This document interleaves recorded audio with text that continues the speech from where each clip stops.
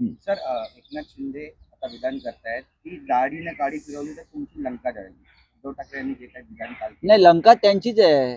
आम्ही हनुमान आहोत सगळे. लंका ही रावणाची जळते, त्यांना माहित नाही. रामाला दाढी नव्हती, दाढी रावणाला होती. त्यांना रामायण वाचावं लागेल, त्यांना महाभारत वाचावं लागेल. काय की या महाराष्ट्राला सुसंस्कृत मुख्यमंत्री कायम मिळालेले आहे. यशवंतराव चव्हाणांपासून परंपरा जर आपण पाहिली उद्धव ठाकरेपर्यंत सगळे संस्कारी आणि सुसंस्कृत मुख्यमंत्री होते. ते साहित्य, कला, काव्य याच्यामध्ये रमायचे, लेखक त्यांच्याबरोबर असायचे. त्याच्यामुळे कोणाचं काय जळताय बरं का हे लवकरच कळेल ना. मुळात दिल्लीचीच लंका जळते. लोकसभा निवडणुकीमध्ये तुम्ही ज्या लंकेत गेलेला आहात ना, ती लंकाच आम्ही जाळतो आहोत. तर तुमचं काय होणार? हे दाढीबिडीच्या गोष्टी आम्हाला सांगू नका. बाळासाहेब चोरायला वस्तू आहे का असं म्हणतात. बाळासाहेब चोरायला वस्तू आहे का? विचार असा चोरून मिळत नाही. चोरटे भामटे यांचं राज्यावर सुरू आहे आणि ते लवकरच आम्ही नष्ट करू. हे असे डायलॉग बाजी आम्हाला सांगू नका. आम्ही बाळासाहेब ठाकरेंच्या तालमीत तयार झालो. आम्हाला अधिक चांगले डायलॉग फेकता येतात. मुख्यमंत्री का बयान आया कि मैं दाढ़ी पे हाथ फिराऊंगा तो पूरी लंका है। फिराओ ना दाढ़ी पे हाथ. तुम्हारी दाढ़ी जो है वो दिल्ली के हाथ में है.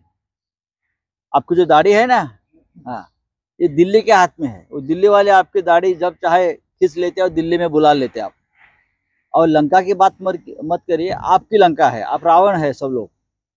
आप रामायण पढ़ लीजिए. रावण की लंका जली थी और महाराष्ट्र में राम का वास्तव्य था. हाँ, पंचवटी में, महाराष्ट्र में. आप थोड़ा रामायण पढ़ लीजिए और बाद में बात कर लीजिए. सर, भाजपने छत्रपती शिवाजी महाराज यांचा अपमान करणाऱ्या सुधांशू त्रिवेदींना राज्यसभा दिली आहे. मग त्याच्यावरती तुमचे सध्याचे जे मुख्यमंत्री आहेत दाढीवाले, दाढीवाले काडीवाले, त्यांना विचारा याच्यावर तुमचं काय मत आहे की छत्रपती शिवाजी महाराजांचा अपमान करणाऱ्या व्यक्तीला राज्यसभा परत दिली. याच्यावर तुमचं काय मत आहे का? आता कोणाची लंका तुम्ही जाळणार आहात की तुमच्या शिफ्टीला आग लावून घेताय? लंकेला नाही, तुमच्या दाढीलाच आम्ही आग लावणार आहोत.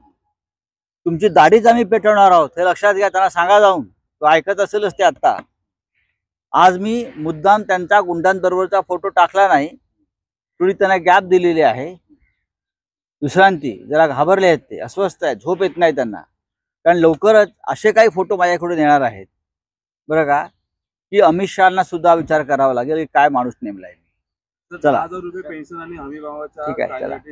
बिहार में फ्लोर टेस्ट आज होने वाला है। जदयू के 4 जो विधायक हैं वो नॉट रीचेबल आ रहे हैं, उनका फोन स्विच ऑफ आ रहा है और उन्हें ढूंढने के लिए पुलिस प्रशासन को नीतीश सरकार की तरफ से लगाया गया है। देखिए नीतीश, तरीके से ये पुलिस प्रशासन नहीं, ये अमित शाह की पुलिस हो गई.